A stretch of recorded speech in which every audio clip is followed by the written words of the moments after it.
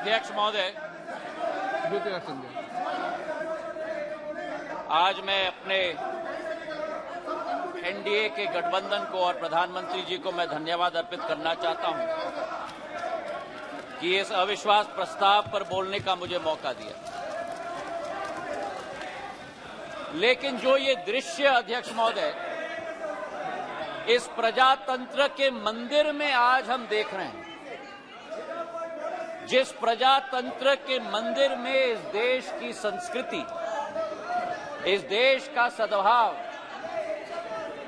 इस देश की विचारधारा निर्मित की जाती, जिस प्रजातंत्र के मंदिर से देश की 140 करोड़ जनता अपनी प्रेरणा लेती, उस प्रजातंत्र के मंदिर में ये स्पष्ट हो गया है अध्यक्ष महोदय कि इन लोगों को ना देश की चिंता है, ना प्रधानमंत्री के पद की चिंता है, ना राष्ट्रपति के पद की चिंता है।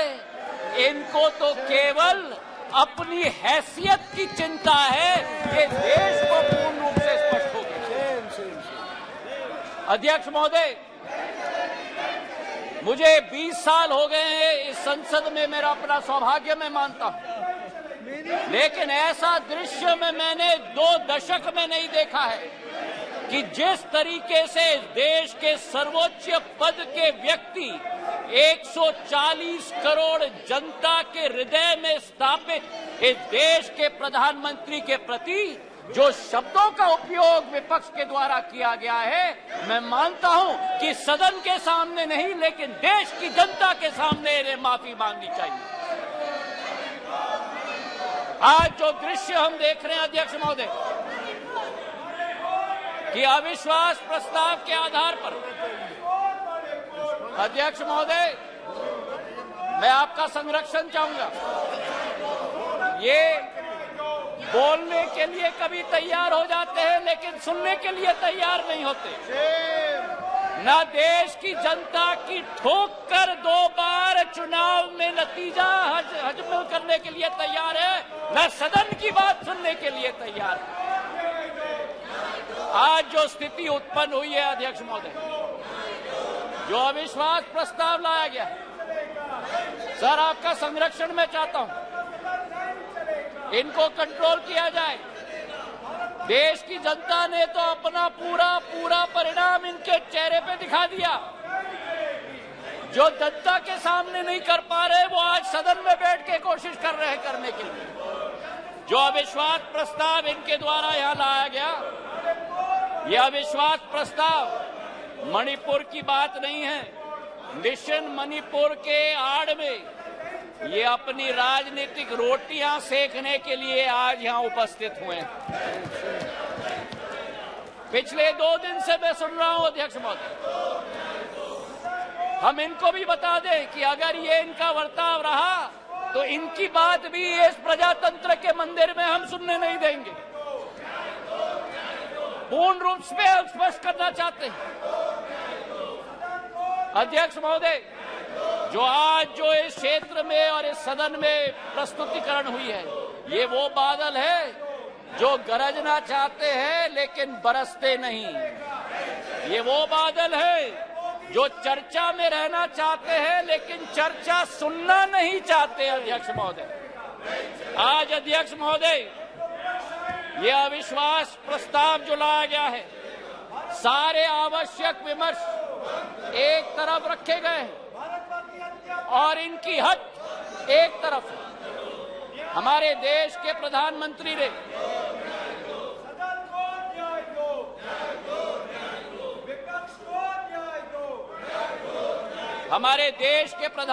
ने सभापति महोदय सदन के बाहर मणिपुर पर संवेदनशीलता के साथ बयान दिया, लेकिन इनका हट है कि बयान सदन के अंदर दें।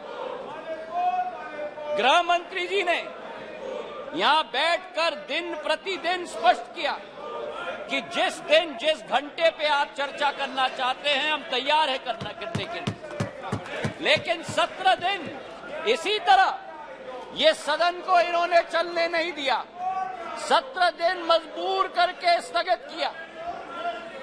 और आज अध्यक्ष सभापति महोदय, मैं स्पष्ट करना चाहता हूं कि जो ये लोग मौन व्रत की बात करते हैं, मैं इनसे पूछना चाहता हूं, 1993 में जब मणिपुर की जातीय हिंसा में 750 लोगों की जान गई थी, तब तत्कालीन प्रधानमंत्री नरसिम्हा राव जी ने सदन के अंदर मौन व्रत क्यों धारण किया था? इसका जवाब ये दें। और केवल सन 1993 में नहीं, लेकिन 2011 में जब मणिपुर में 123 दिन ब्लॉकेड चला, जातीय हिंसा चली, तब उस समय में भी तत्कालीन प्रधानमंत्री मनमोहन सिंह जी ने सदन के अंदर मौन व्रत क्यों धारण किया था? इसका उत्तर भी ये लोग दें। तो सभापति महोदय, मैं आपसे पूछना चाहता हूं कि ये अगर दोगली राजनीति नहीं है, ये अगर पॉलिटिक्स ऑफ कन्वीनियंस नहीं है, तो क्या है? मैं पूछना चाहता हूं।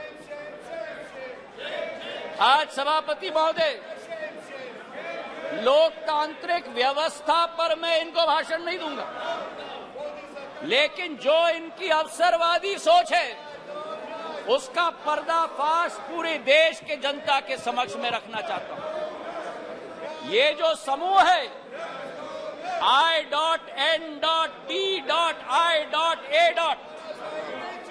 इस समूह में एक प्रोफेसर हैं जो मोरालिटी की बात करते हैं, सिद्धांतों की बात करते हैं, मूल्यों की बात करते हैं, लेकिन प्रतिनिधित्व वो एक ऐसे दल के करते हैं जिन्होंने भ्रष्टाचार की नई कीर्तिमान स्थापित की।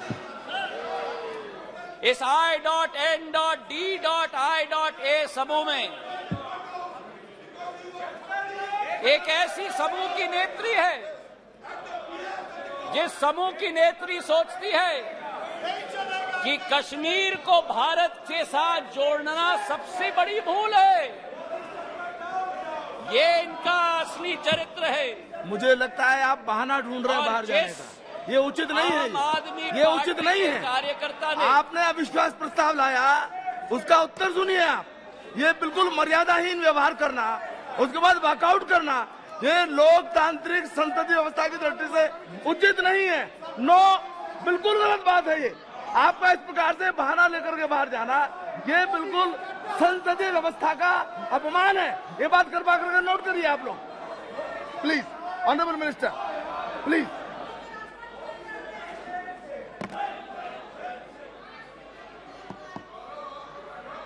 सभापति महोदय, देश की जनता ने इनको बाहर का दरवाजा दिखा दिया है।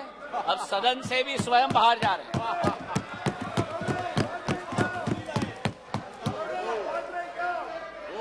इन्हें तो सभापति महोदय अपने अविश्वास प्रस्ताव पे स्वयं ही विश्वास नहीं है।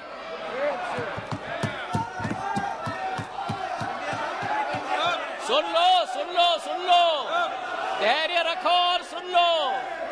इतने उत्तेजित मत हो। जो देश की जनता ने परिणाम दिया है वो स्वीकार करो। अब सभापति महोदय, इनके जो एक समूह है I.N.D.I.A. घमंडिया समूह, उस समय में समूह में आम आदमी पार्टी के कार्यकर्ता ने स्वयं यूपीए सरकार पर 2G और कोल स्कैम का PI लगवाया। और आज कांग्रेस का हाथ आपके साथ। ये स्थिति अंदर की बात। और वही स्थिति सभापति महोदय, हमारे टीएमसी के साथी यहां बैठे हुए थे,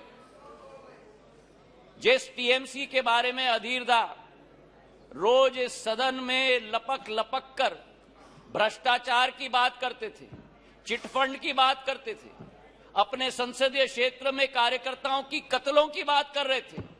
आज वही कांग्रेस पार्टी और वामपंथी दल हाथ में हाथ उस टीएमसी के साथ मिला रहे हैं सभापति महोदय। तो ये इनकी असलियत है। और जो मैं कहना चाहता हूं सभापति महोदय कि अगर इन लोगों को अपने गठबंधन में एक दूसरे के विरोधी होकर भी सत्ता के लालच के साथ पूरे तरीके से कुनबे की तरह साथ में आ रहे हैं। आरजेडी और जेडीयू की बात करें, लालू प्रसाद यादव जी पर जो रोजगार का आरोप लगाया था, जमीन पर रोजगार का एक्ट का आरोप लगाया था, वो जेडीयू के वर्तमान के अध्यक्ष ने स्वयं सीबीआई को सबूत अपने हाथों से दिलवाया था। और आज दोनों हाथ में हाथ मिलाकर चल रहे हैं। ये संविधान बचाने की बात करते हैं सभापति महोदय, ये क्या अपना ईमान पहले बचा पाएं, उसका उत्तर देश की जनता को दें। आज सभापति महोदय विचित्र स्थिति है। आगे ये नाटक कर रहे थे, आगे क्या नाटक करते हो? आपका स्वागत है, अंदर जाता है। बहुत बढ़िया ड्रामा कर रहे हैं। आपका स्वागत है। आज बड़ी विचित्र स्थिति है सभापति महोदय कि जिनके दिल नहीं मिलते वे दल मिल चुके, जिनके दिल नहीं मिलते वे दल मिल चुके हैं, और जिनके इतिहास में वैचारिक या व्यवहारिक संबंध या सिद्धांतिक संबंध न हो, वो आज लोकसभा चुनाव के लिए एक साथ होकर लोकतंत्र बचाने की आवाज लेकर आज सदन में आए। जहां मणिपुर हिंसा की बात की गई सभापति महोदय, इस मणिपुर की घटना का इस्तेमाल या मैं कहूं दुरुपयोग करके अपना लॉन्च पैड बनाने की ये कोशिश कर रहे हैं। जो मणिपुर में घटना घट रही है ये निंदनीय है, घोर निंदनीय है। कोई भी भारतीय नागरिक इसका सपोर्ट नहीं कर सकता। हम सबके लिए ये घोर निंदनीय घटना है। लेकिन अध्यक्ष महोदय, सभापति महोदय, अगर भारत के इतिहास के काले पन्ने पलटें तो मैं पूछना चाहता हूं, सन 1964 के बंगाल के दंगे के समय में ये मौन क्यों थे? और अगर सन 1964 की हम बात न करें तो सन 84 के सिख दंगों के समय में जब 4000 हमारे सिख भाई बहनों को जिंदा जलाया गया था, तब ये मौन क्यों थे? मेरठ के सन 87 के दंगों के समय में ये मौन क्यों थे?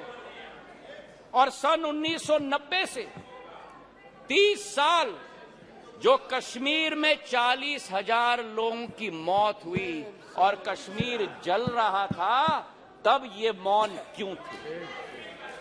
और मैं अधीर रंजन जी का जो शब्द था, जो अंग्रेजी का कोटेशन उन्होंने दिया, इन सभी समय में एवरी मॉर्निंग सभापति महोदय, new widows were हाउलिंग, every morning new children were crying, every morning new houses were falling. और मूक दर्शक के रूप में हमारे ये साथी बैठकर सरकार में बैठे हुए थे। आज यहां बैठकर गौरव गोगोई जी ने, सबर रखो, सबर रखो, आराम से सुनो, सबर रखो, थोड़ा सीख लो। गौरव गोगोई जी ने आसाम अकॉर्ड की बात की। जिस आसाम अकॉर्ड की बात की, उस आसाम अकॉर्ड का क्रियान्वयन कांग्रेस की सरकार ने कभी की? आज मैं पूछना चाहता हूं कि हमारे पड़ोसी देश बांग्लादेश के साथ 68 वर्षों में हमारे बॉर्डर को निर्धारित नहीं किया था। 2014 में जब प्रधानमंत्री जी ने शपथ ली, 1 साल के अंदर बांग्लादेश का बॉर्डर निर्धारित करने का काम प्रधानमंत्री नरेंद्र मोदी जी ने किया। अगर सच्चाई मैं बताऊं, प्लीज प्लीज उत्तेजित मत हो, उत्तेजित मत हो गौरव। नो नो, अगर बोलते हो तो सुनने की क्षमता रखो, सुनने की क्षमता रखो। बैठिए, जनता ने गौरव आपकी चिल्लाने का आप बैठ जाइए, बैठ जाइए।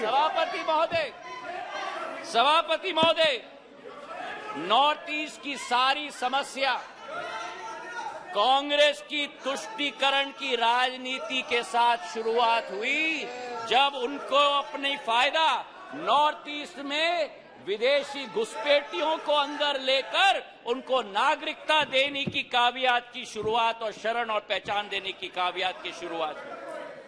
चार्जशीट सभापति महोदय बड़ी लंबी है। 1960 के दशक में जब मणिपुर में अलगाववादी समूह ने हिंसा की शुरुआत की, जब वो जन्म हुआ तो वो कौन था जो उनके साथ बैठकर चर्चा करने के लिए तैयार था? वो कौन था जिन्होंने उनके साथ बैठकर समझौता किया? और आप भूल गए 1993 में जब 123 दिन मणिपुर जल रहा था, आपकी सरकार यहां भी थी। आपकी सरकार यहां भी थी। आपकी सरकार यहां भी थी और आपकी सरकार वहां भी थी। और आज आप मणिपुर के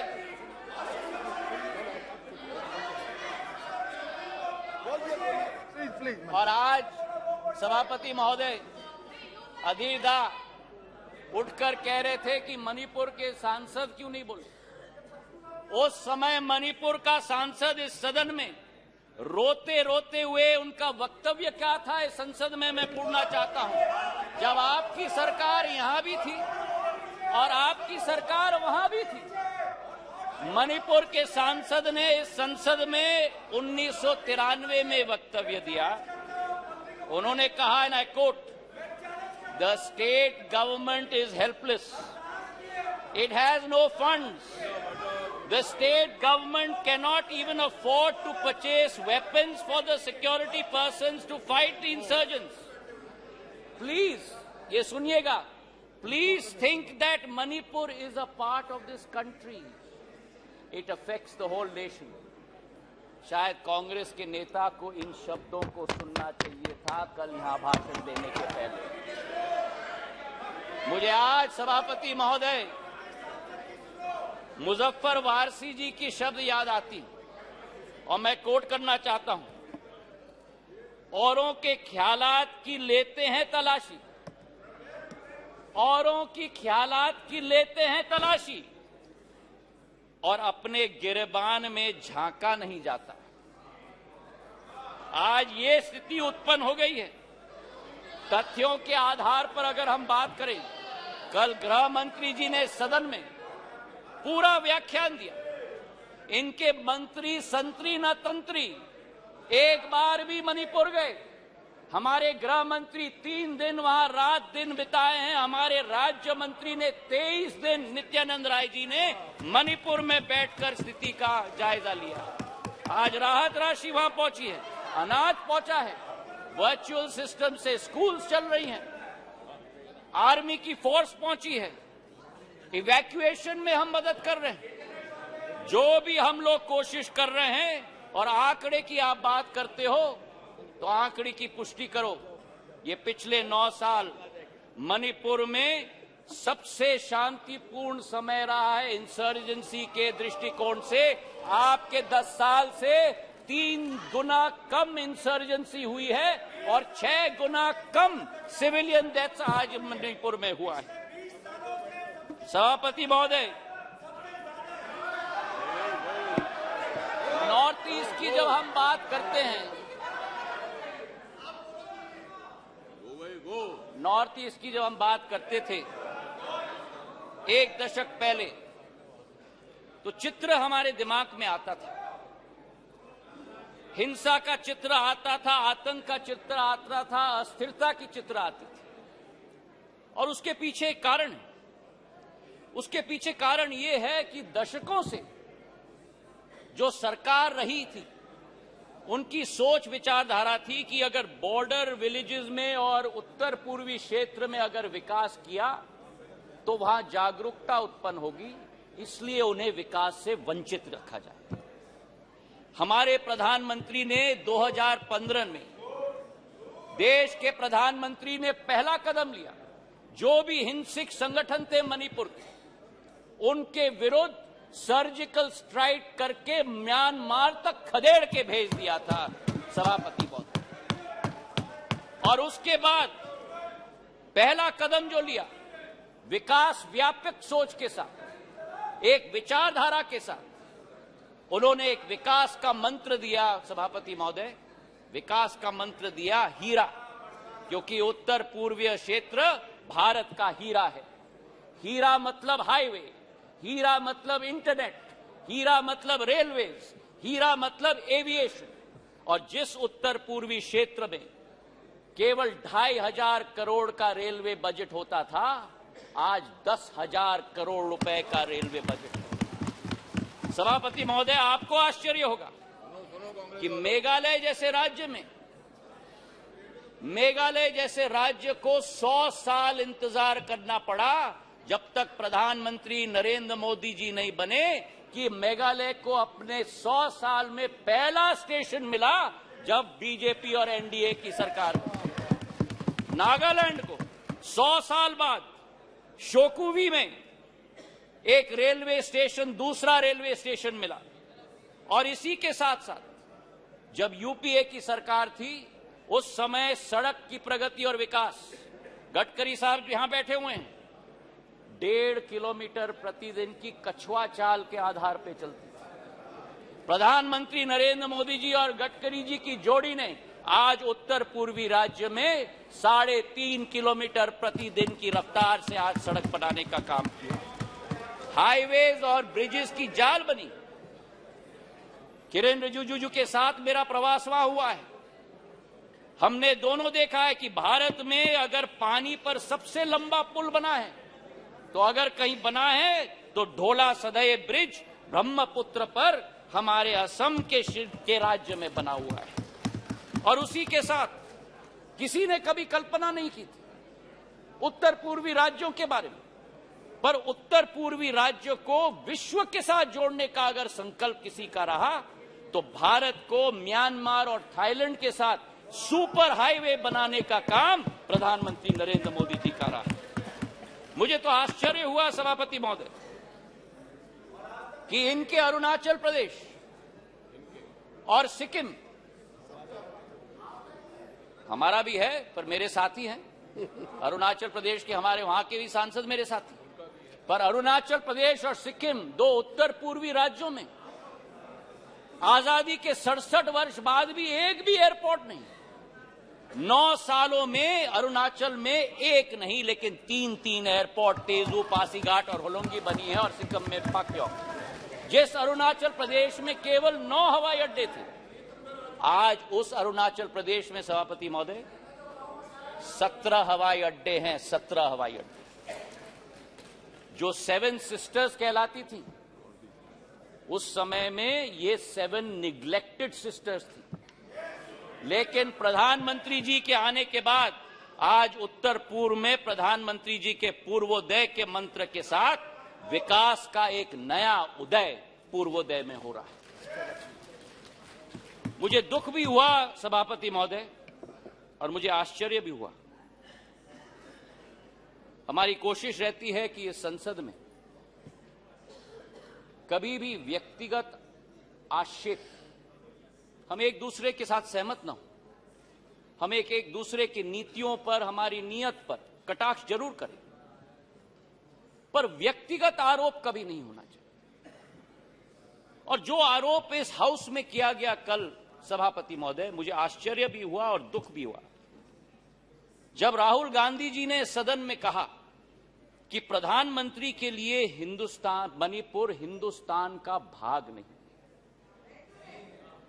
मैं बताना चाहता हूं आपको सभापति महोदय कि जिस प्रधानमंत्री ने उत्तर पूर्वी राज्य को विश्व के साथ जोड़ा है, जिस प्रधानमंत्री का उत्तर पूर्वी क्षेत्र के साथ दिल का रिश्ता है, जिस प्रधानमंत्री ने भारत के दुश्मनों को उत्तर पूर्वी राज्य से खदेड़ कर बाहर कर दिया हो, जिस प्रधानमंत्री के रोम रोम में भारत माता बसती हो, जिस प्रधानमंत्री ने भारत कश्मीर को भारत के अभिन्न अंग बनाने के लिए अनुच्छेद 370 रद्द किया हो, श्यामा प्रसाद मुखर्जी के सपने को एक विधान, एक प्रधान और एक निशान को साबित किया हो। मैं बताना चाहता हूं विपक्ष को, सभापति महोदय, कि भारत को अलग अलग टुकड़ों में देखने की विचारधारा आपकी है, हमारी नहीं। हमारे सभापति महोदय, बैठो बैठो बैठो, आराम से बैठो। आपने ही चेंज कराया मुझे, कान खोल के सुन लो, सत्य सुन लो, आपने ही चेंज कराया। अब मेरा मुंह मत खुलवाना। सभापति महोदय, जिस अविश्वास प्रस्ताव को ये लेके आए, इसका सत्य देश की जनता के समक्ष होनी चाहिए।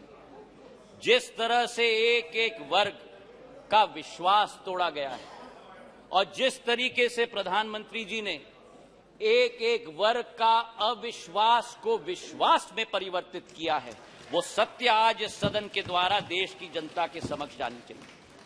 किसान, सभापति महोदय, इस देश की रीढ़ की हड्डी, 60% आबादी हमारी कृषि प्रधान राष्ट्र है, लेकिन अगर किसान का पीठ तोड़ने वाला कोई कालखंड रहा तो 2014 के पहले रहा। आज हमारा किसान को समर्थन मूल्य पर्याप्त मात्रा में मिल रहा है, उसकी खरीदगी पर्याप्त मात्रा में हो रही है। आज हमारे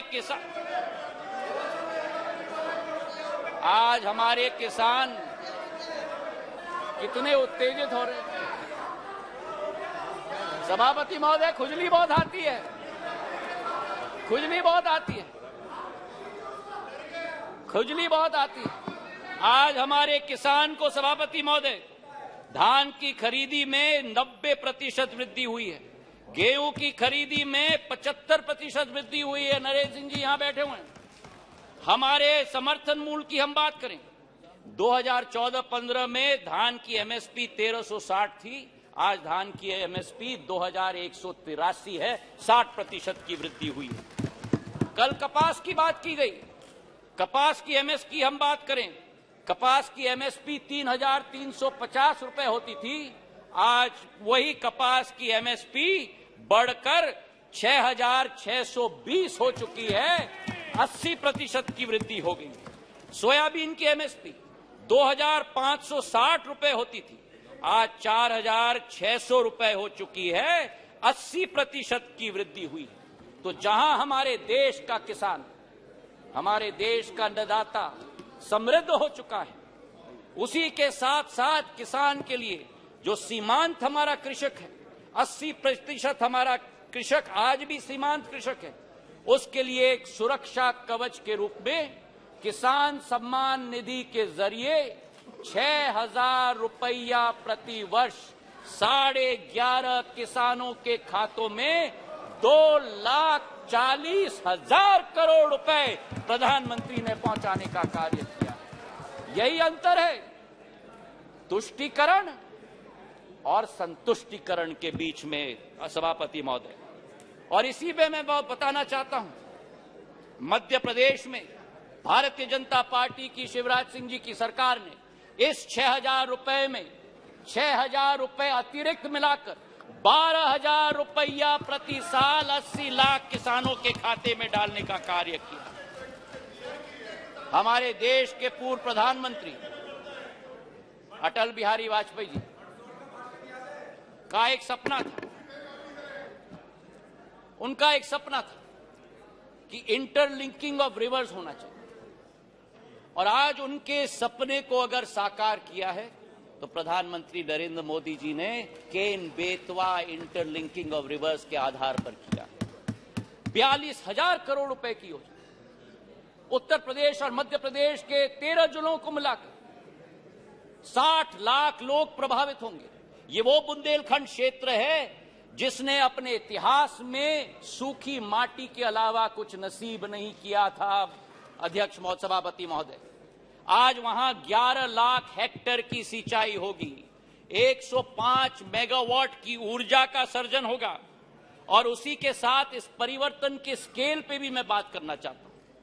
ये परिवर्तन का स्केल आजादी से 2003 तक 56 साल कांग्रेस की सरकार रही, 56 साल 7.5 लाख हेक्टेयर की सिंचाई हुई थी और 20 वर्ष में 2003 से 2023 तक 20 वर्ष में 45 लाख हेक्टेयर की जमीन की सिंचाई हुई है, 6 गुना। और जहां अब फिर उत्तेजित हो गए, और जहां 56 वर्ष में 7.5 लाख हेक्टेयर की सिंचाई की योजना दी, वहां प्रधानमंत्री नरेंद्र मोदी जी की सरकार ने एक योजना में 10.5 लाख हेक्टेयर की सिंचाई की योजना दिलवाई। ये इसी बात का उदाहरण है सभापति महोदय कि डबल इंजन यानी डबल विजन, तुष्टीकरण से किसान का भला नहीं होता बल्कि संतुष्टीकरण से ही किसान का भला होता है। गरीबों की अगर हम बात करें हमारे सभापति महोदय, योजनाबद्ध तरीके से गरीबों को बैंक के अकाउंट से अलग रखा गया। हमारे देश के पूर्व प्रधानमंत्री ने कहा कि जब 1 रुपया भेजा जाता है केवल 15 पैसे खाते में पहुंचता है, मतलब 85 पैसे बिचौलियों की दुकान के आधार पर जाता है। आज हमारे प्रधानमंत्री के द्वारा, नरेंद्र मोदी जी के द्वारा 50 करोड़ जन धन अकाउंट स्थापित करके 25 लाख करोड़ रुपए गरीबों के खाते में डालने का कार्य किया गया है सभापति महोदय। हमारे गैस के कनेक्शन उज्ज्वला महिलाओं के लिए, हमारे घरों के 3.5 करोड़, हमारे क्षेत्र, हमारे देश की जनता को उत्पन्न करने के लिए हमारे प्रधानमंत्री जी की सोच। अर्थव्यवस्था की बात हमारे वित्त मंत्री जी ने किया। मैं एक बात उनकी बात में जोड़ना चाहता हूं। स्कैम्स की लंबी लिस्ट कल गृह मंत्री जी ने पढ़ी थी। कोल का स्कैम हुआ, 2G का स्कैम हुआ, अनेक स्कैम हुए। और आज मैं बोलना चाहता हूं कि जिस राह पर इंडिया नहीं लेकिन भारत चल रहा है प्रधानमंत्री जी के नेतृत्व में, जहां कोई निजी हित नहीं होगी, केवल राष्ट्र हित होगी, उसी संकल्प के साथ हम लोग आगे चल रहे हैं। 9 साल में सभापति महोदय हम लोग 10 नंबर आर्थिक व्यवस्था के रूप से आज 5 नंबर तक पहुंचे जी। ये एक बहुत बड़ी उपलब्धि है। लेकिन आज मुझे आश्चर्य है जब कहा जाता है कांग्रेस के एक नेता के द्वारा कि इस क्षेत्र में ओवर कॉन्फिडेंस देखिए कांग्रेस की। नेता बयान देते हैं कि सरकार चाहे किसी के भी हो, लेकिन भारत को तीसरी सबसे बड़ी अर्थव्यवस्था बनना तो अरिथमेटिक इनएविटेबिलिटी है। तो ये इनएविटेबिलिटी की गारंटी आपने 9 साल पहले क्यों नहीं दी? कांग्रेस की सरकार के समय आजादी से आज तक 67 वर्षों में हम लोग केवल 12 नंबर से 10 नंबर पर पहुंचे, और जब 9 साल में 10 नंबर से हम 5 पर पहुंच जाएं तो अरिथमेटिक इनएविटेबिलिटी बन जाती है। ये दोगली नीति कहां से हुई? और आज हमारे दोस्त अमोल कोले जी ने पर कैपिटा इनकम की बात उठाई। मुझे खुशी है उन्होंने उठाई। आपको आश्चर्य होगा सभापति महोदय ये सुनते हुए कि भारत 67 सालों में भी सब साउथ अफ्रीका की पर कैपिटा इनकम को हमने पार नहीं किया जब इनकी सरकार होती थी। 9 साल में पर कैपिटा इनकम आज डबल हो चुका है सभापति महोदय। हमारी सोच और विचारधारा, बैंकिंग सेक्टर की हम बात करें, बैंकिंग सेक्टर देश की रीढ़ की हड्डी होती है और लोन्स तो इनके समय में बच्चों का खेल हो गया था। एक कहावत थी कि फोन पर लोन, ये स्थिति हो गई थी।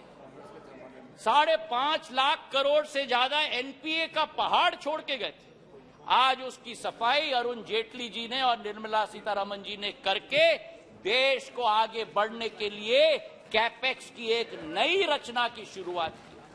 कभी हम कल्पना कर सकते थे कि भारत में 10 लाख करोड़ रुपए का कैपेक्स का प्रोग्राम होगा और इंफ्रास्ट्रक्चर का कैपेक्स का प्रोग्राम भी ऐसे कि 10 साल में 15,000 किलोमीटर की रेलवे लाइन बनी और एनडीए सरकार के समय में 26,000 किलोमीटर की रेलवे लाइन बनी। हाईवे की निर्माण की बात करें तो 67 वर्षों में 91,000 किलोमीटर के हाईवे और 9 वर्षों में, गडकरी साहब जी यहां बैठे हैं, 55,000 किलोमीटर की हाईवे 9 सालों में 1,45,000 किलोमीटर की हाईवे बनी।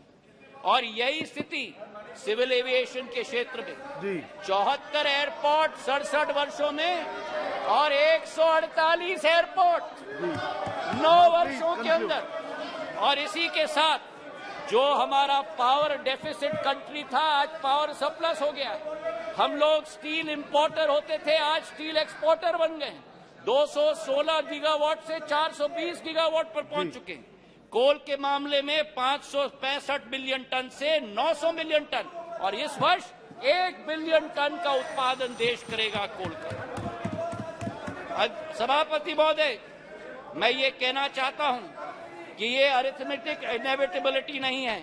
आज भारत जो 2014 में 5 मिनट और 2014 में दूसरे देशों पर निर्भर होता था, प्रधानमंत्री जी ने आत्मनिर्भरता का सिग्नल दिया। जिस देश में हम लोग झोली निकालकर वैक्सीन की भीख मांगते थे, आज उसी भारत में 2 वैक्सीन का आविष्कार होता है और उत्पादन होता है। 220 करोड़ टीके लगते हैं, कोविन का एप्लीकेशन लगता है, एप्पल से एयरबस मैन्युफैक्चरिंग फैसिलिटी लगा रही है, सेमीकंडक्टर से चंद्रयान 3। आज भारत का तिरंगा झंडा भारत में नहीं, विश्व में नहीं, चांद पर लगाने का संकल्प प्रधानमंत्री जी का है। ऑटो के सेक्टर में 7 नंबर से 3 नंबर, टेलीकॉम के सेक्टर में 12 नंबर से 2 नंबर। ये अरिथमेटिक इनएविटेबिलिटी नहीं है, ये सशक्त नेतृत्व और दक्षतापूर्ण सरकार का परिणाम है। मेरे सभापति महोदय, प्रधानमंत्री जी का संकल्प है कि तीसरी पारी में भारत वे वर्ल्ड क्लास इंफ्रास्ट्रक्चर गांव-गांव तक हम पहुंचाएंगे। ये मोदी जी की गारंटी है। तो आज सभापति महोदय, ये स्वच्छ इंडिया अभियान की बात कर रहे हैं। ये कहते हैं कि नफरत के बाजार में मोहब्बत का दुकान लाएंगे। इनका दुकान तो भ्रष्टाचार का दुकान है, झूठ का दुकान है, तुष्टीकरण का दुकान है, अहंकार का दुकान है। केवल का नाम दुकान का बदलते हैं, सामान वही है। राहत इंदारी जी के शब्द मुझे याद आते हैं कि नए किरदार आते जा रहे हैं, मगर नाटक पुराना चल रहा है। मैं ये कहना चाहता हूं कि अधीर रंजन चौधरी जी ने स्वयं कहा कि ये मजबूरी का गठबंधन है। मैं उनको कोट करना चाहता हूं। उन्होंने एक इंटरव्यू में कहा था, अधीरदा ने, सबको लगा है कि इस समय जो मोदी शाह का जगरनॉट चलते हैं, सबको लगा है कि इस समय जो मोदी शाह के जगरनॉट चलते हैं, सबको एकजुट होना जरूरी है। ये मजबूरी है। पॉलिटिक्स में तो मजबूरी रहती है। आज ये अविश्वास प्रस्ताव इसलिए लेके आए हैं। मैं ये पूछना चाहता हूं कि कौन सी इंडिया की आवाज ये उठाते हैं जब विदेश जाकर 2 इंडियाज की बात करते हैं? ये कौन सी इंडिया की आवाज उठाते हैं जब गलवान में हमारे सेना के शौर्य और उसी के साथ सर्जिकल स्ट्राइक पर उंगली उठाते हैं? ये कौन से इंडिया की आवाज करते हैं जो कोरोना जैसी भीषण समस्या में राजनीति पर उतर जाते हैं? और आज पिछले 2 दिनों से सभापति महोदय, मैं सुन रहा हूं विपक्ष को, कोई महाभारत की बात कर रहा है, कोई रामायण की बात कर रहा है, कोई राम की बात कर रहा है, कोई रावण की बात कर रहा है। अच्छा है कि आज धर्म की बहुत याद आई इनको। कोई जनेऊधारी है, कोई मंदिर की परिक्रमा कर रहे हैं, कोई यज्ञ आयोजित कर रहे हैं, कोई पार्टी तो अपने संकल्प पत्र में डाल रहे हैं कि राम वन गमन पथ का हम संकल्प करते हैं। मैं इनको स्पष्ट रूप से बताना चाहता हूं, ये मुखौटा नहीं चलेगा। हमारी देश की आज 140 करोड़ जनता की आस्था और पीढ़ियों की सपना हमारे मर्यादा पुरुषोत्तम भगवान राम का भव्य मंदिर अयोध्या में प्रधानमंत्री नरेंद्र मोदी बनाने जा रहे हैं। तो आज इनको मैं कहना चाहता हूं कि तीसरी बार भी, 2 बार आपको रिजेक्ट किया है, तीसरी बार भी प्रचंड बहुमत के साथ एनडीए की सरकार यहां स्थापित होगी। जी धन्यवाद। पर प्रधानमंत्री नरेंद्र मोदी जी के नेतृत्व में भारत आज चल चुका है अमृत काल से शताब्दी काल के सफर पर। विश्व गुरु के रूप में भारत स्थापित होगा, इसमें कोई दो राय नहीं। और आप इस सत्य को अपने झूठ के साथ पराजित नहीं कर सकते। मैं अंत में 4 लाइन करके अपना बात समाप्त करता हूं। नागफनी पुष्प दे नहीं सकते, नागफनी पुष्प दे नहीं सकते, भ्रष्टाचारी जनहित सोच नहीं सकते। नागफनी पुष्प दे नहीं सकते, भ्रष्टाचारी जनहित सोच नहीं सकते। आपातकाल लगाने वाले संविधान की रक्षा कर नहीं सकते। जनता विरोधी की जिनका रहा है इतिहास, कितने भी चेहरे बदल ले, कितने भी चेहरे बदल ले, जनता के हो नहीं सकते। जी धन्यवाद।